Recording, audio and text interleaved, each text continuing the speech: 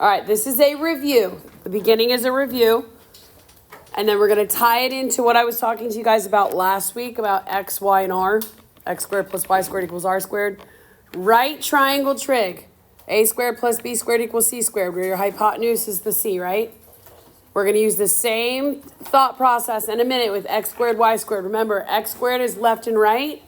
Y would be up and down. And then your radius is from that central angle to somewhere on the unit circle or on a circle. So just keep that in mind. You guys will be allowed a calculator on the test. I'll give you back your 4-1, 4-2 quizzes probably tomorrow. I think I only have one more makeup, but I'll give it back to you tomorrow. Where most of you made your mistakes was the basic computation, so you'll have a calculator. The only thing is, if something is in radians, you have to answer it in radians. If it's in degrees, it needs to stay in degrees. Same thing here, you'll see if it has a radical and it says like the square root of 3 and it says an exact value, you have to have the exact value, the radical, not the decimal equivalent. So you'll be able to have your calculators, you just have to be able to know how to use them, and they may not help you in every aspect, but all right, right triangle trig. A right triangle has a 90-degree angle. We're all aware of that. All right, do you see in this picture right here, they're telling you this is theta. What that means is that's the angle that you're talking about. All right, that's the angle that you're talking about. When we are labeling sides in right triangle trig, the side across from the hypotenuse is always, across from the right angle is always the hypotenuse. This is your R value. We'll talk about that in a little bit. But the side that's right next to is adjacent, and the side that is across from is the opposite. The best thing to do is if you have a picture, label the sides and then write them to the sides so you don't get confused. If you don't have a picture, draw one. But you guys are all familiar with the 6 trig functions. Your 6 trig functions are sine, cosine, and tangent. The reciprocal ones are cosecant, secant, and cotangent. So remember, if your angle was on the unit circle, your sine value was y, your cosine value was x, and your tangent was y over x, correct? Yes? Well, now we're going to be talking about right triangle stuff, or something that's not on the unit circle. So instead of saying just y, your r value at that time was 1. Now it's going to be y over r. I'll show you in a minute. X over r. So what would the cosecant be? If sine is y over r, what's the cosecant? R over y. If secant is x over r, if cosine is x over r, what is the secant? R over x. And then cotangent's still what it was before. It's, instead of y over x, it's x over y, okay? So we're going to be evaluating using 2 different things. The basic one that you learned in geometry and probably 8th grade of SOHCAHTOA. And then we're going to use X, Y, and R. I'll show you in a minute. Again, we already know this. I'm not going to bore you with it. And I'm not doing this this weekend. All right, find 6 trig functions.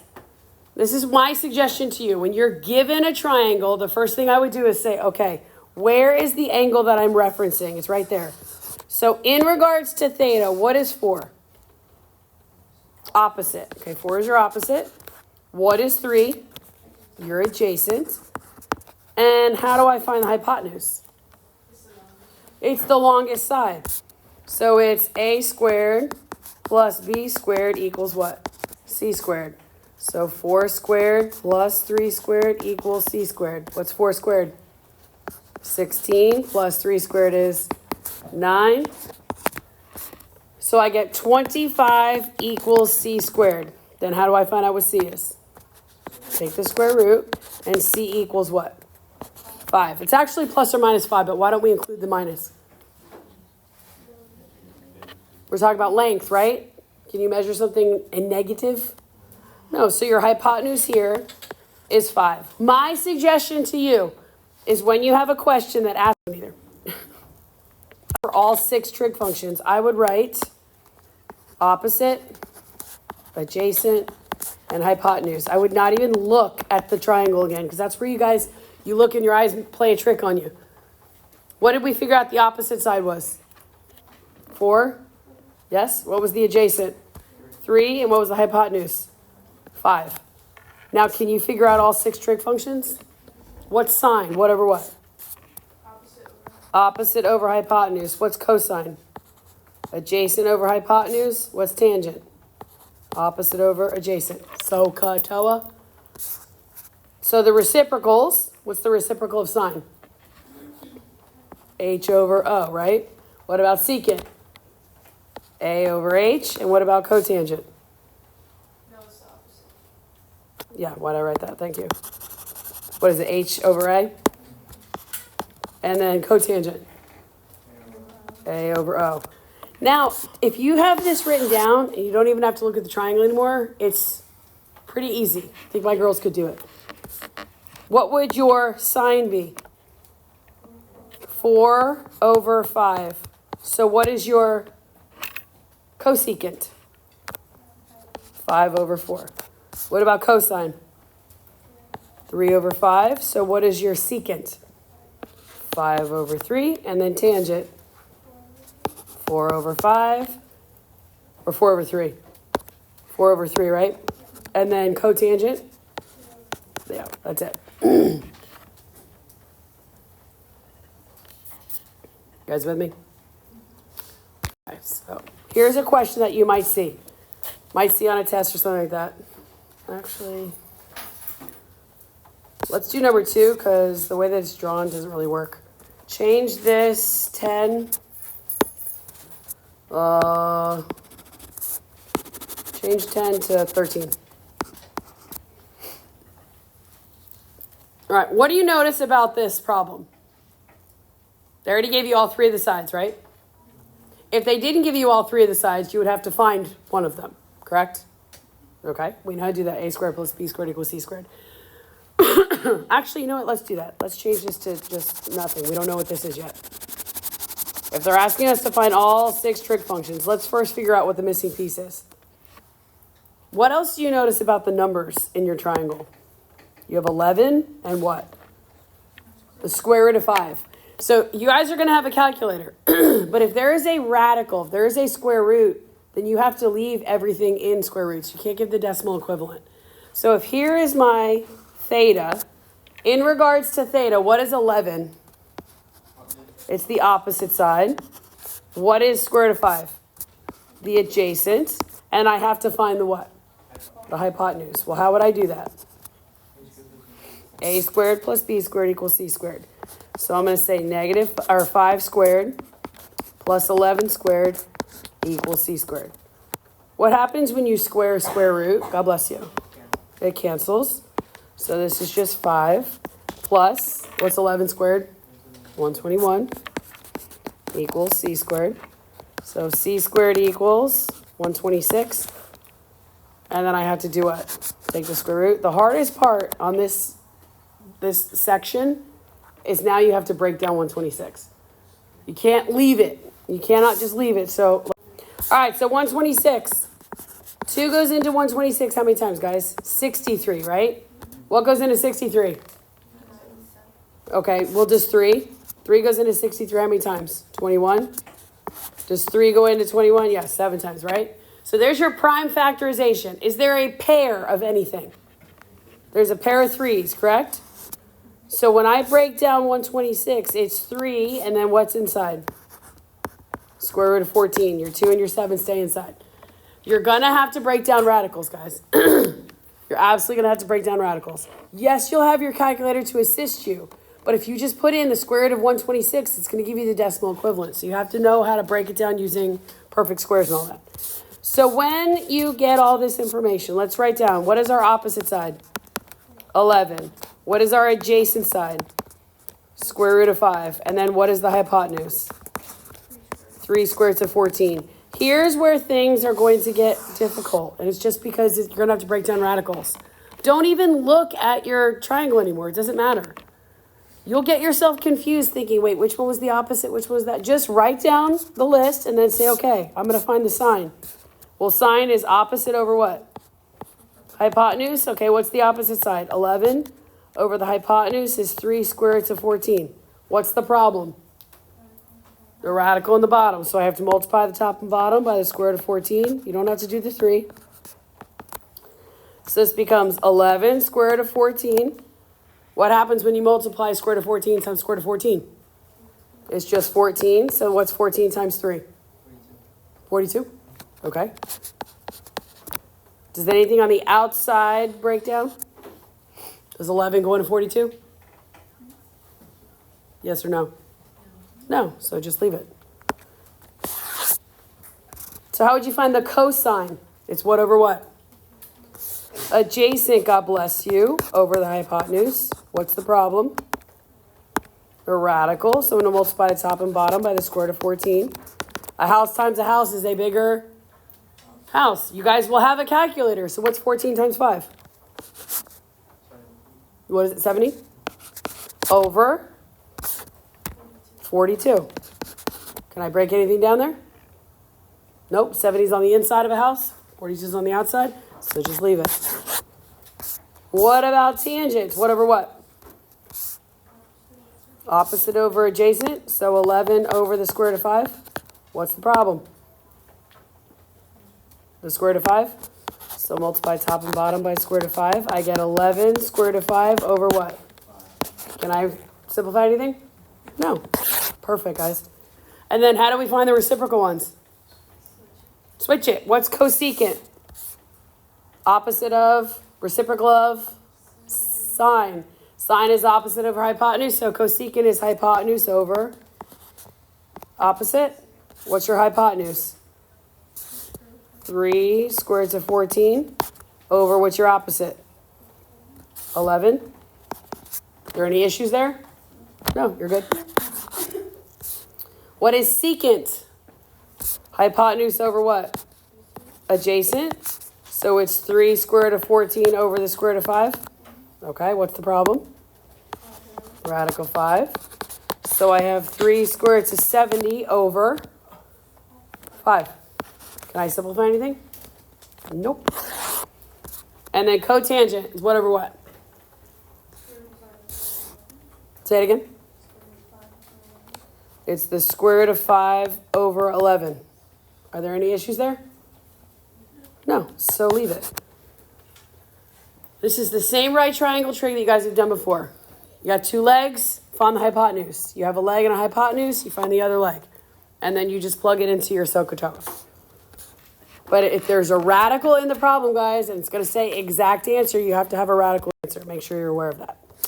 All right, here's where this gets a little different. Here's where this gets different. But you guys already know this. This is the same right triangle trig that we've been talking about. It says, given the following information, find the 6 trig functions.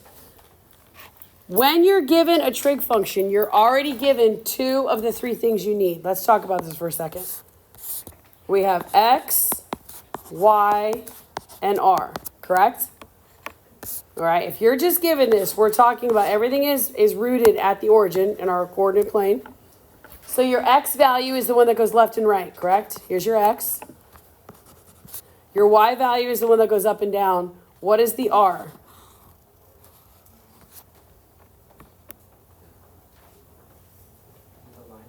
What is the r? Here's your right triangle. What's the r? It's the hypotenuse. At the beginning of this lesson, we talked about when we get to something that's not on the unit circle or it's not a picture, they're not going to tell us opposite adjacent, but they actually are. Because look, right here is your theta. Remember, our theta is always the central angle. What's the opposite side? Y. What's the adjacent side? X. And what's the hypotenuse? We're going to use the letter R. So your trig functions that you guys need to memorize, which you already know. Sine. If the angle was on the unit circle, what's the value? Sine is what of the ordered pair? It's y, but this one's not on the unit circle, so it's y over r. It's the opposite over the hypotenuse. Your cosine, given the triangle that I drew, is what letter over what letter? X over r. Your tangent is what letter over what letter? Opposite over adjacent. Y over x. Tangent's always y over x. So your reciprocal functions. Reciprocal. Cosecant would be what? R over Y. Your secant would be what? Why did I... Sorry, this is my bad. This should be an R. It's R over X. And then your cotangent should be what? X over Y. So when they give you one of the trig functions, they're already giving you two of the letters. If it's not, they're not going to say opposite over hypotenuse. You guys have to know these trig functions. And you're going to see these so much, by the end of tomorrow, you're going to be like, okay, I got it. But cosine, when they tell you, here is the cosine, what are the two things they're giving you? No, don't use the opposite adjacent. Tell me X, Y, and R. What's cosine? We just wrote it right up here. What is cosine? It's X over R. All right, what are the three letters we need? We need X, we need Y, and we need R. So what are the two that I have? X equals 5, R equals 8. So how do I find Y? A squared plus B squared equals C squared. It's X squared plus Y squared equals R squared. That's your hypotenuse. So X is 5, 5 squared plus Y squared equals 8 squared. What's 5 squared? 25 plus Y squared equals 64. Now what? Minus 25. So Y squared equals, what's 64 minus 25?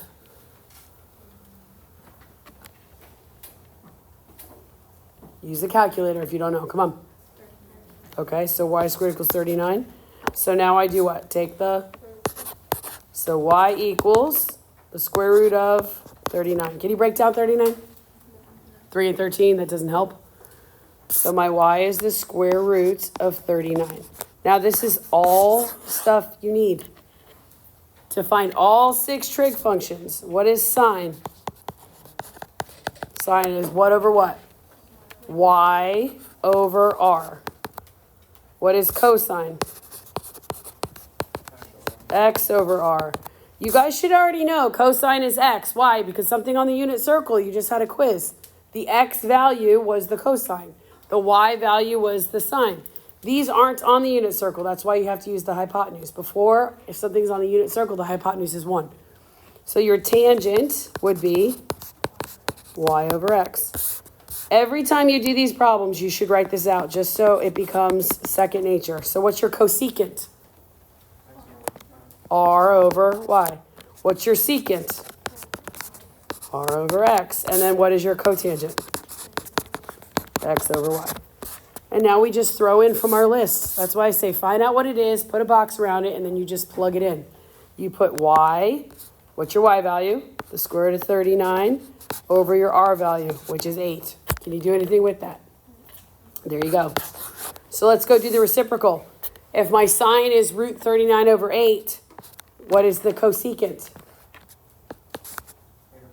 8 over the square root of 39. What's the problem? You gotta rationalize. So this just becomes 8 square root of 39 over 39. And then if something on the outside simplifies, simplify it. Cosine is what?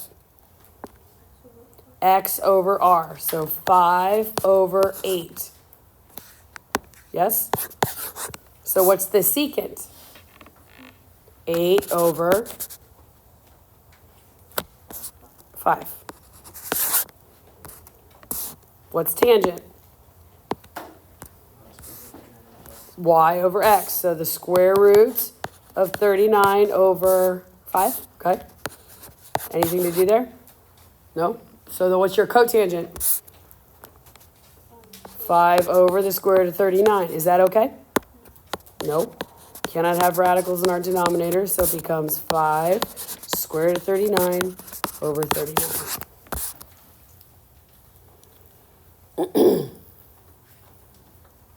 All right, if you have something like number 4, it says the cotangent of theta, of whatever angle we're talking about, is 7. What number is underneath 7? There's a 1 there, right? So if you get a whole number, just write a 1 underneath. What are the three letters that we need in order to find all 6 trig functions? We need x, we need y, and we need r. So guys, go back to your list if we don't have it memorized yet. What is cotangent? What over what? It's x over y. So we already have 2 of the letters, correct? I know x is 7 and y is 1. R is your hypotenuse. So how would I find out what r is? X squared plus y squared equals r squared. So 7 squared plus 1 squared equals r squared. 49 plus 1. You guys agree? So 50 equals r squared. Now what? Take the square root. God bless. What does 50 break down into? Look, 25 times 2, right? So r equals 5 square root of 2. 5 square root of 2. Now we take all of this information and throw it into our trig functions. I have sine of theta, cosine theta, tangent theta. Write out the trig ratios so you know them. So when you go to do your homework, you don't even have to look at it. When you go to take the test, you don't even have to think about it. When we go to the next section, section 4.4, this is the exact same thing. What is sine? Y over r. So what is cosecant? R over y. What is cosine? X over r. So what is secant? R over x. What is tangent? Y over x. So what is cotangent? Perfect. Now you just throw it all in there, guys, and rationalize. You cannot have radicals in the denominator. So for sine, what am I putting? What over what? 1 over 5 squared to 2. Problem? Yes, just rationalize. All you have to do is the radical. You don't have to multiply everything. So 1 times square root of 2 is the square root of 2. And then I have 5 times, what's the square root of 2 times the square root of 2? 2. So this just becomes the square root of 2 over 10, correct? If I move over to the other side and I say, okay, I'm going to go ahead and do the reciprocal first. When I flip 1 over 5 root 2, what does it look like? 5 square root of 2 over 1. Do I have to do anything? No, you're good. So cosine is what over what? X over r. What's your x? 7? So 7 over 5 square root of 2. What's the problem? Square root of 2. So multiply top and bottom. So you have 7 square root of 2 over what? 10. Does 7 and 10 simplify on the outside? Nope. All right, so when I flip that, when I flip my cosine, I get r over x. So it's 5 square root of 2 over 7. Is there an issue with anything there? It's very good. Tangents, what over what? Y over x. So 1 over 7. Is that okay? Yes. So your cotangent is 7 over 1. Is that okay? Yes. The hardest part is just remembering to rationalize. That's it. All right, this slide, there is no reason for you guys to memorize this. This is all on the unit circle. Anytime you have anything on the unit circle, you'll be given the unit circle. But there's a couple questions on WebAssign that ask for these specific 30, 60, 90 right angles. So I'm just giving you the slides so you can just plug the answers in, just so you see it. All right, last thing we're going to talk about is angle of elevation and depression. You guys are going to have word problems. We're going to have word problems, but this is really, really simple. If you're talking about the angle of elevation, you're talking about the angle that is formed from the ground looking up. Think about if something is elevated, where is it? It's up. If they give you the angle of depression, it's formed at the top of the triangle. Someone's up here and they're looking which direction? Down. What I want to explain to you and to show to you, I think about it in a second. Let me show you this though. Some of us remember geometry, some of us don't. So here I have You guys agree it's a right triangle? Actually, every time I do this, I draw it the other way. We're talking about right triangle trig. So all of these word problems, the first thing you should do is draw a what? A right triangle. I always draw it this direction. I don't know why. That's just always how I draw it. But if they give me the angle of elevation, where is the angle of elevation? In red or is it in yellow? Red, right? Your angle of elevation is always formed down here with the ground. So you always know where to put it. I always draw my triangles the same way. If they give you the angle of depression, what I want you guys to understand is the angle of depression, if they tell you the angle of depression is whatever, it's this piece outside of the triangle. So there's two ways to look at this problem. I'm going to show you one way, and then I'm going to show you the easy way. If they give you the angle of depression, it's that piece on the outside, right? How would you find this piece? Which is what you need in order to do these word problems. If they give you the yellow, how would you figure out what the green part is that you need to use? What is formed right here?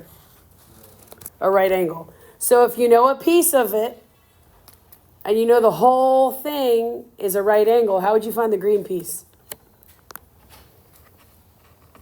You would say 90 minus the angle. All right? That sometimes is confusing for you guys to think about. So I'm going to go back to geometry for 1 second. If they give you the angle of depression, I'm sure you guys remember this. Remember hearing it. Two parallel lines cut by a transversal. Do you see my two parallel lines, my blue ones? And they're cut by a transversal. Well, what do you know about this angle up here and this angle down here? They're the same. So if they give you the angle of depression on the outside of the triangle, it's the same as the angle of elevation where? On the inside. If you guys remember that, you can draw your triangle the exact same way. You can draw it exactly like I did. And I always draw it this way. I always draw it this way because I think this is the up and down, this is the left and right, and this is my hypotenuse. You're going to see when you guys have these problems, they're going to ask how tall the tree is. Well, what am I looking for if something is how tall the tree is? Are you looking for the up and down or are you looking for the left and right? Up and down. If they want to know how far away the person is standing from the base of a building, am I looking for the up and down or the how far away? How far away, left and right. If they're asking for how long the ladder is that is laying from the ground to the side of the house, what are they looking for? The hypotenuse. You guys, you're going to start seeing keywords on how to draw, but every single time, draw your right triangle the same way. Right here forms your right angle. If they give you the angle of depression on the outside, no, you can make it the angle of elevation on the inside. We're going to do some word problems tomorrow, but just give you guys an example. Yeah, we're talking about right triangles, so go ahead and draw a right triangle. It says a surveyor is standing 50 feet from the base of a large tree. Okay, so here's my tree. I'm a really good artist. There's my tree, right? And the surveyor is standing 50 feet away from the base of the large tree. Where is the surveyor? Is he up in the tree? No, he's standing over here, right? You guys see that? So where do I put the 50? On the bottom. Here is my tree, and here's the surveyor. He's 50 feet away from it. I know that sounds ridiculous to draw a picture like that, but it helps. It helps you visualize. It says the surveyor measures the angle of elevation to the top of the tree. Where do I put 71.5? Do I put it down at the bottom, or do I put it up in the top? He measures the angle of elevation. It's always next to the dude right here. Angle of elevation is always from the ground up. But I told you guys, even if they said depression, you could put it in the same spot because depression angle is on the outside. So how tall is the tree? What are they asking for? The up and down or the hypotenuse? They're asking for the up and down. So if this is my angle that I'm talking about, what is x in regards to the angle and what is 50? X is the opposite side, right? And what is 50? The adjacent side. So what trig function uses opposite and adjacent? Tangent, okay? So let's write that out. Tangent of theta. Well, I don't have to write theta now. I know what they want me to use for the angle. What's the angle? 71.5 equals, all right, what's the opposite side? X over what's the adjacent side? 50. Every single time you guys do this, you're going to set up a proportion. How do we solve a proportion? You cross multiply. You're going to need a calculator, guys. So 1 times x is x. And then I have 50 times the tangent of 71.5. The tangent of 71.5 is a number. It's in your calculator. Now, you guys should use common sense. If your number comes out, remember, what are we trying to find? The height of a tree. So if it comes out as negative, that should indicate that your calculator is in the wrong mode. If you want me to check it before we start a test or whatever, I can. But just type in your calculator, 50, parenthesis, tan, 71.5. What do you get? Tell me. 149 point what? Okay. So it's about 149.4 feet. Does that make sense? It's a big tree. That's okay. But if you come out that your tree is 2 inches or 2, you probably put something in your calculator wrong. We're going to do a bunch of word problems tomorrow. These are actually quite easy. You're going to have to figure out what each piece is asking for. Let's look at the next one. A large apartment building in New York City. First of all, what kind of trig are we talking about? Right triangle trig, correct? Draw a right triangle. A large apartment building in New York City stands 135 feet tall. Guys, where is the apartment building? Is it the up and down, or is this apartment building laying on the ground? It's the up and down. So look, draw your apartment building. It's a high rise. Cool building, right? There you go. How tall is that building? So I'm going to write 135 feet out here. It says the angle of elevation measured from the base of a fire hydrant on the sidewalk below is 37 degrees. Where do I put 37 degrees? Top left corner or bottom right corner? Bottom right, so it's 37. What are we measuring the angle from? A hydrant. So draw yourself a little fire hydrant. Like it's shooting water out. Okay. There's your picture. It says, how far is the fire hydrant from the base of the building? Well, here's the base of the building, and here's the fire hydrant. You can visually see, guys, if you draw it, what you're looking for. What piece of information are we looking for? The hypotenuse or the left and right? The left and right. So I'm just going to put an X there because that's what I'm looking for. So this is my angle that I'm talking about. In regards to 37, what is 135? The opposite, good. And what is my X that I'm looking for? The adjacent. What trig function, and it's not always tangent, but a lot of times it is. What trig function is opposite and adjacent? Tangent. So I'm going to set this up. Tangent of, I know the angle, 37, equals, what's the opposite side? 135 over what? X. Okay, we set up a proportion. How do you guys solve a proportion? Cross multiply. So I have 135 times 1 equals X times the tangent of 37. Guys, the tangent of 37 is a number. It's just a gross decimal, so leave it as the tangent of 37. If you solve an equation, you want to get X what? All by itself. So what am I going to divide both sides by? The tangent of 37. So in your calculators, hit 135 divided by tan 37. You might have to put the tangent in parentheses. What does X equal? How much? 0.75. No, it's 179. 135 divided by 179.2 feet. Okay, wait. What was the first number you gave me, Nick? No, tell me though. Okay, but look, just say it again. What'd you get? Like point, It was 179 point. no, before. The little decimal. Just tell me what you got. I want to prove a point. That's why I'm saying that.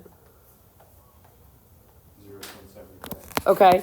Look, the first thing Nick said was 0.75. And immediately he looked at me like, no, I don't mean that. Why did he say, wait, that's because it doesn't make sense, right? It doesn't make sense that a building is 135 feet tall and there is a fire hydrant that is not even a foot away. And we're trying to, it didn't make sense. So you guys need to, all of your real world application problems should make sense. Nothing should be negative or anything like that. So that's perfect. It's about 179.2 feet away. Sure.